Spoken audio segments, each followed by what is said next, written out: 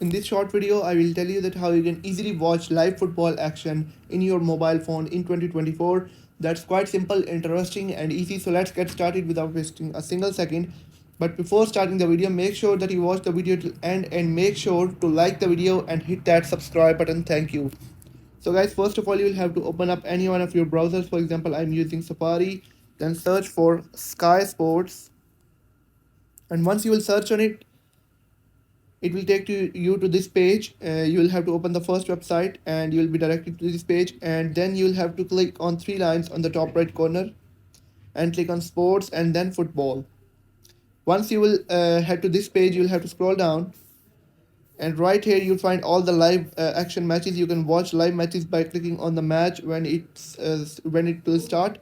So that's how you can easily watch live football action in 2024 on your mobile phone. If you have found the video helpful, make sure to like the video and hit that subscribe button. Thank you.